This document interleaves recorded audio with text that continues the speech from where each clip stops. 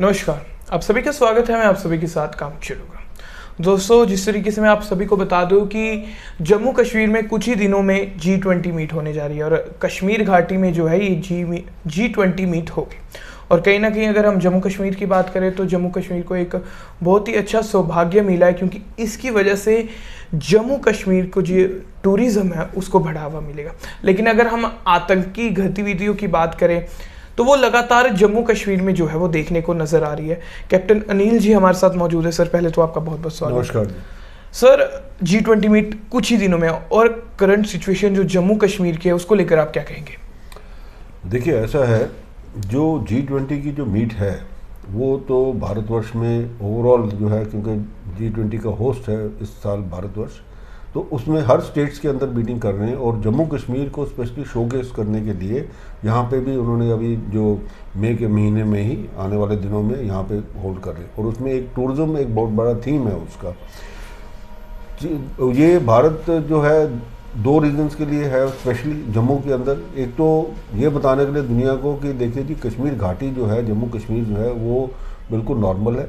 और जो प्रोपेगेंडा पाकिस्तान करता रहता है कि जी वहाँ पे मुसलमानों के साथ अत्याचार हो रहे हैं, वहाँ पे किसी को नमाज नहीं पढ़ने दी जा रही, वहाँ पे जो है अपना रिलीजन फॉलो नहीं हो रहा, बड़ी अट्रॉसिटी है, आर्मी जो है वो क्रश कर रही है लोगों को, वो सारा जो प्रोपेगेंडा है उसको डिस्पेल करने के लिए। क्योंकि जब ये सारे डेलीगेट्स आएंगे, अभी आपको पता है पीछे अभी यूथ डेलीगेट्स थे, तकरीबन 170 कंट्रीज़ के यूथ डेलीगेट्स थे, और वो कश्मीर में भी आए, ले भी गए, सब जगह गए, और उन्होंने देखा कि सब कुछ नॉर्मल है।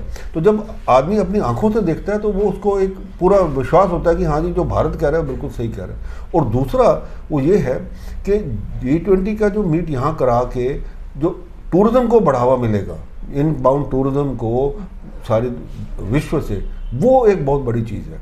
तो इसीलिए ये हो रहा है। अब इसके साथ साथ अब देखिए क्या हो रहा है कि पाकिस्तान ये चाहता नहीं है। आपको पता है पाकिस्तान ने इतने सालों से 47 से लेकर आज तक यही कहा है कि जी कश्मीर तो हमारा ही है, तो हमने तो लेके रहना है। हालांकि आप अगर कहें इंटरनेशनल नॉर्म्स या और कहें जो बाकी जो थे नॉर्म्स, जो हमारे एक्ट ऑफ इंडिपेंडेंस का जो था, वो एक्ट भी, उसको भी उन्होंने नकार के सब कुछ करके, यहाँ तक कि जो महाराजा हरि सिंह ने स्टैंड स्टिल एग्रीमेंट किया था, जना ने एग्री किया था उसको भी नकार दिया उन्होंने। तो पाकिस्तान जो है वो कहता है ना, मैं ना मानो वाली स्थिति में है, वो नहीं मानना चाहता, और वो ये चाहता नहीं है कि G20 की मीटिंग हो यहाँ पे और वहाँ पे वर्ल्ड में मैसेज आए और पाकिस्तान की किरकिरी हो। तो इसीलिए वो क्या है, वो उसने इन्फिल्ट्रेशन और जो ये एक आतंकी गतिविधियाँ हैं उसको बढ़ावा दे दिया। अब कश्मीर घाटी में जब से ऑपरेशन ऑल आउट चला, उसके बाद में अबॉर्गेशन हुआ 2019 में 370 वगैरह का, तो एक ऐसी नकेल कसी हुई है वहाँ पे कि वहाँ पे अब बहुत चंद, मैं कहूँगा हैंडफुल ऑफ जो है वो टेररिस्ट बचे हुए, हैंडफुल भी नहीं है, वो थोड़े से बचे हुए 5-7 है, बाकी जो है उनके अंडरग्राउंड ओवरग्राउंड वर्कर्स हैं।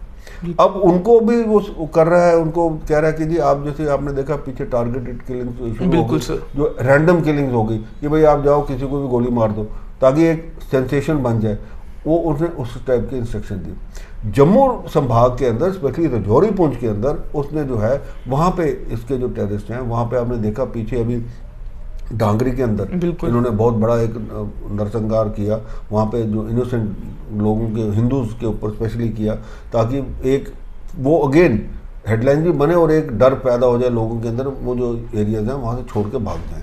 फिर उसके बाद में वो आर्मी का ट्रक जो था, जो जा रहा था इफ्तार की चीज़ें लेके गांव में इफ्तार पार्टी के लिए, उसको टारगेट किया, और ये कार्रवाई कर रहे हैं ताकि वो जो इन लाइमलाइट जम्मू कश्मीर रहे कि जी जम्मू कश्मीर के अंदर आतंकवाद है।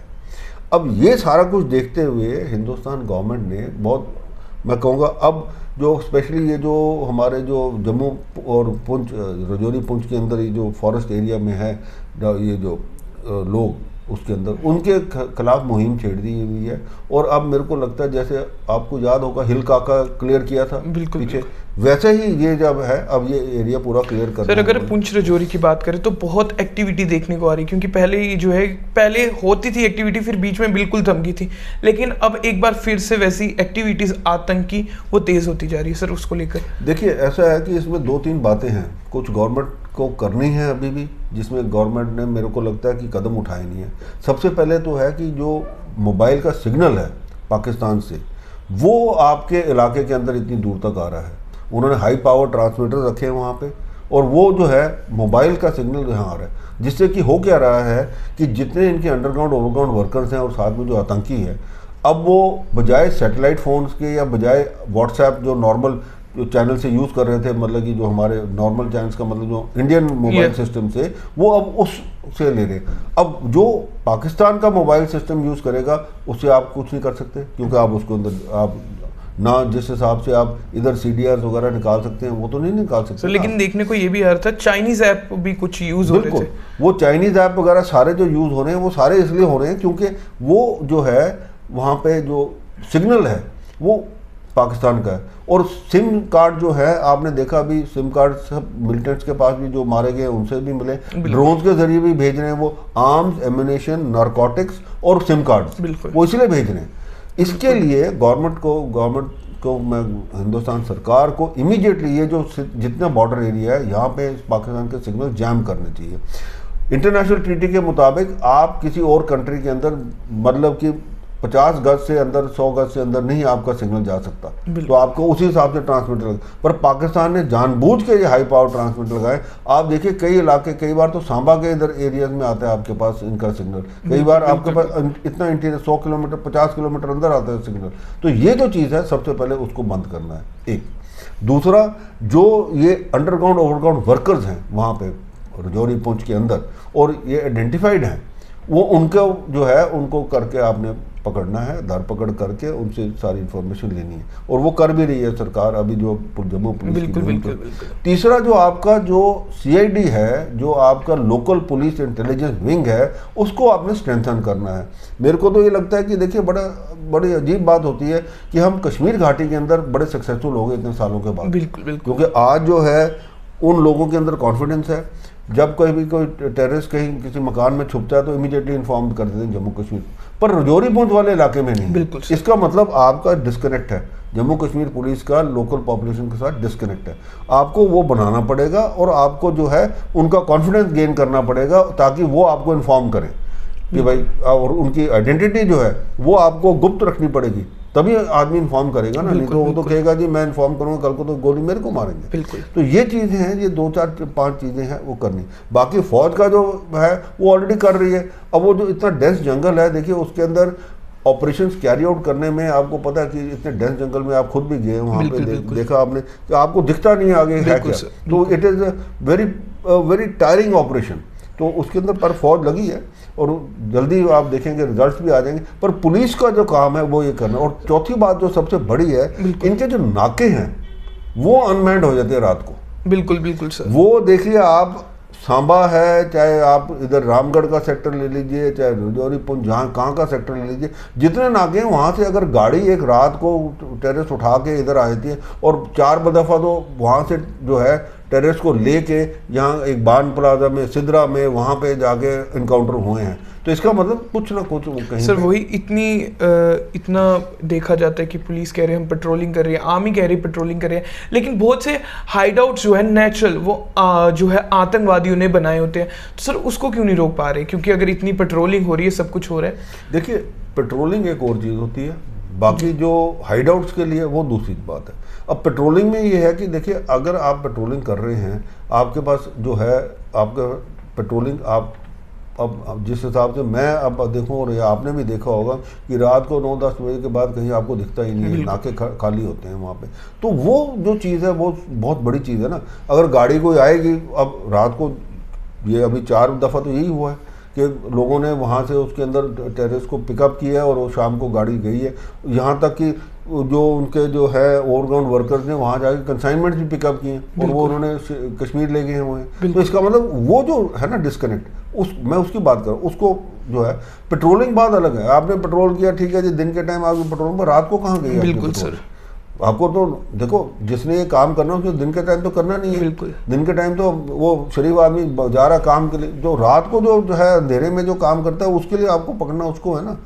ये दूसरी बात, जो नेचुरल हाइडआउट्स वगैरह जो है अब क्या कर रहे हैं फौज वगैरह, ये क्या कर रहे हैं, जो भी हाइडआउट मिलता है उसको डिस्ट्रॉय कर रहे हैं। बिल्कुल। पहले उसको करते नहीं थे ताकि वो इकोलॉजी पर्पज़ के लिए कि भाई अगर वहाँ एक्सप्लोजन लगा के डिस्ट्रॉय करेंगे उसको तो सारा इकोलॉजी जो है डिस्टर्ब होती। पर अब उन्होंने कहा नहीं, अब वो जो जितने नेचुरल हाइडआउट्स वहाँ मिल रहे हैं और काफ़ी हैं, उसके अंदर काफ़ी गुफाएं हैं, ऐसी को बना हुआ है जिसके अंदर आदमी छुप के बैठ सकता है, और कई जगह उनको राशन वगैरह भी मिला है। बिल्कुल सर, राशन भी बहुत भारी मात्रा में। इसका मतलब कि वो जो टेररिस्ट थे उनको सप्लाई हुआ है राशन, उन्होंने अपना स्टॉक करके अलग अलग जगह रखा है ताकि एक हाइडआउट से दूसरी हाइडआउट जा सकते हैं, और अब वो उसको साथ साथ डिस्ट्रॉय कर रहे हैं। तो मेरे को लगता है कि ये थोड़ा टाइम लगेगा, पर ये सारा का सारा उस हिसाब से क्लियर हो जाएगा। सर अगर हम बात करें तो कहीं ना कहीं हमारी जो इंटेलिजेंस है वो बहुत ही कहते हैं कि अच्छी है, लेकिन जिस तरीके की आतंकी गतिविधियां हो रही है तो मतलब कि इनपुट्स तो आते हैं लेकिन उस तरीके के एक्शंस नहीं लिए जाते, क्योंकि कहा जाता है कि इन सब जैसे सोर्सेज के हवाले से खबर आई है कि ये सब कुछ इनपुट्स आते हैं लेकिन जब तक एक्शन लिया जाता है तब तक टाइम हो जाता है। देखिए, ये फिर कोऑर्डिनेशन की बात है आपस में। अगर इनपुट आया है जम्मू कश्मीर पुलिस के पास या आर्मी के पास या सीआरपी के पास या बीएसएफ के पास, तो उसका कोऑर्डिनेशन जो है, ये तो फिर आप स्टेट लेवल कोऑर्डिनेशन कमेटी को एक सिस्टम बनाना है ना कि भाई अगर एक किसी चौकी पे, अब जैसे आप देख लीजिए किसी बॉर्डर पोस्ट पे है या पुलिस बीएसएफ के है, उसको इंटेलिजेंस आई है कोई, वो आगे कन्वे करता है, वो अपने चैनल्स के थ्रू कन्वे करता है, और वो उसके बाद में फिर शेयर होती है नहीं होती है उसके अंदर। अब इसीलिए तो हमने नेशनल लेवल पे एनएसए का गठन किया, जो नेशनल सिक्योरिटी एडवाइज़र है उसको गठन किया, इसीलिए ताकि जितनी इन्फॉर्मेशन है वो सारी एक जगह इकट्ठी हो। क्योंकि आपको पता है, देखिए जब बॉम्बे में जो इन्होंने अटैक किया, जो 26/11 का जो अटैक था, उसके अंदर यही तो था, इंटेलिजेंस थी कि जी ऐसा कुछ होने वाला है। कोस्ट गार्ड को अलग थी, रॉ को अलग थी, उसको इंटेलिजेंस सीआईडी वालों को अलग थी, दूसरों को अलग थी, पर आपस में एक कोलेट नहीं हुआ वहाँ पे, वो बड़ी पिक्चर बनी नहीं। तो इसीलिए उसका किया उन्होंने। अब कहा नहीं जी, जितनी इन्फॉर्मेशन सारी एक जगह कोलेट होगी, तो उसी हिसाब से ये स्टेट में भी होना चाहिए कि ताकि ये जो चीज़ें हैं उसके अंदर जो, देखिए हमारा एक जो सबसे बड़ी चीज़ होती है, जब इनपुट आती है इमीडिएट एक्शन होना चाहिए उसके ऊपर। अगर नहीं होगा तो आप you have lost the game, simple. आप देखिए जब मिलिटेंसी हुई 90 के दशक में, उस टाइम जो था आर्मी को ऑर्डर मिल गए थे, क्लियर ऑर्डर थे कि भाई अगर कोई भी आपने किसी को पकड़ा है और वो कोई इन्फॉर्मेशन देता है कि जी उसने कहाँ, उसका सोर्स वगैरह या उसका हेल्पर या कोई उसका जो है जिसने उसको मदद करनी है, वो अगर श्रीनगर में भी है, तो वो जो यूनिट जिसने पकड़ा उसको या प्लेटून सेक्शन जिसने पकड़ा, इमीडिएटली वहाँ से गाड़ी में उसको बिठा के सीधा उस जगह पर जाएगी। वो कहीं किसी को इन्फॉर्म नहीं करेगी कि भाई ये ऐसे हुआ है, और सीधा उस पर जाएगी और वहाँ से उसको जो भी बंदा उसको एकदम पकड़ेगी, उसके बाद में इन्फॉर्मेशन देंगे। क्यों? क्योंकि उनको ये लगा कि भाई अगर वो वहाँ से इन्फॉर्मेशन आएगी, वो अपने हेडक्वार्टर देगा, उधर से हेडक्वार्टर जाएगी पुलिस हेडक्वार्टर या दूसरे, और जब तक चैनल्स में जाएगी तो कहीं ना कहीं, क्योंकि इनके लोग जो अंडरग्राउंड ओवरग्राउंड वर्कर्स हैं, वो बीच में जो है इन्फॉर्मेशन मिल जाती है। इसीलिए तो यही फिर दोबारा करना पड़ेगा, क्योंकि अभी तक देखिए जब तक टेररिज्म बिल्कुल ख़त्म नहीं हो जाता ना जड़ से, हम तब तक उसको नहीं बैठ सकते आराम से। हमने ये सोचा कि ठीक है कश्मीर घाटी में ख़त्म हो गया तो बड़े हम खुश थे कि हाँ जी कश्मीर घाटी में ख़त्म हो, पर ये जो पाकिस्तान की, देखिए पाकिस्तान ने चुप नहीं बैठना, पाकिस्तान ने अपना वजूद ख़त्म कर दिया है, पर ये जो चीज़ है हिंदुस्तान के अंदर वो टेररिस्ट भेजता रहेगा, क्योंकि उसने एक चीज़ क्रिएट की है। अब अगर हिंदुस्तान में नहीं भेजेगा तो वो उनके ऊपर अटैक करेंगे। आप देख लीजिए उनके स्वात वैली में क्या हो रहा है, वहाँ पे पीओजेके में क्या हो रहा है। तो ये चीज़ जो है, इसीलिए वो अपनी मजबूरी के लिए उन्होंने भेजते रहना है उनको। तो हमें है, हमने देखना कि हम उसको कैसे काउंटर करें। सर जिस तरीके से G20 है और जिस तरीके से आतंकी गतिविधि हो रही है, तो क्या लगता है कि कुछ बड़ा जो है इस सिचुएशन को देख के कुछ बड़ा कुछ प्लान हो रहा है, या क्या कुछ बड़ा हो सकता है G20 को लेकर आतंकियों के द्वारा कोई एक्टिविटी? देखिए वो तो है, क्योंकि इंटेलिजेंस रिपोर्ट जो हैं बहुत, मैं कहूँगा ऐसी हैं कि उसमें तो इन्होंने यहाँ तक कहा है कि उन्होंने कहा है कि जी जो इंटेलिजेंस के हैं लोग जो हैं, इंटेलिजेंस में हैं, चाहे वो आर्मी के हैं, चाहे वो सीआईडी के हैं, चाहे वो स्टेट रॉ के हैं, चाहे स्टेट के हैं, उनकी फैमिलीज तक को टारगेट करेंगे, जैसे जो खबरें आ रही हैं। तो उसके लिए भारत सरकार, हम तैयार हैं, कोई ऐसा वो नहीं है कि हम उससे डर गए हैं कि हाँ जी वो करेंगे तो लोग काम छोड़ देंगे, नहीं। पर हमने उसके खिलाफ जो है मुहिम जो है और तेज़ कर दी है। अब आप देखिए सैनिटाइजेशन जो है वो चल रही है सारी, क्योंकि जहाँ पे भी आपको लगता है कि भाई देखो, अब एक होता है हमारे कुछ टेररिस्ट थे जो रिसाइकल्ड वाले टाइप थे, अरेस्ट हुए, पीएसए वगैरह लगा उनके ऊपर, काफ़ी साल जेल में, अब वो कर रहे हैं जी, दुकान कर रहे हैं, कुछ कर रहे हैं, पर पक्का उसका भी नहीं है कि भाई ये वापस उधर इन्फॉर्मेशन दे रहा है नहीं दे रहा, क्या दे रहा है। तो मॉनिटरिंग हो रही है उनकी सारे। मॉनिटरिंग कर रहे हैं। तो ये जो चीज़ है ये चलती रहेगी और हमें चौकन्ने तो रहना है। हम इसके अंदर गार्ड तो नीचे कर नहीं सकते, क्योंकि अब जब देखिए 170-180 डेलीगेट्स होंगे वहाँ पे, तो नेचुरली वहाँ पे हमें बहुत, और वो डेलीगेट्स ये तो है नहीं हमने उनको बंद कमरे में रखना है, उन्होंने जाना है, उन्होंने साइट सीइंग के लिए भी जाना है, उन्होंने गुलमर्ग भी जाना है, उन्होंने पहलगाम भी जाना है, उन्होंने ले भी जाएंगे वो सारे। तो इसके लिए हमें सारा का सारा पूरा जो है अपना जो ग्रिड है हमारा वो पूरा का पूरा करना है और वो कर रहे हैं। मेरे को लगता नहीं कि इसमें ज़्यादा सक्सेसफुल होंगे ये जो टेररिस्ट एक्टिविटीज़ वाले, क्योंकि अब जो है गवर्नमेंट बड़ी चौकन्नी है इस मामले में और सारा डाउन दी लाइन जो है सारे हैं।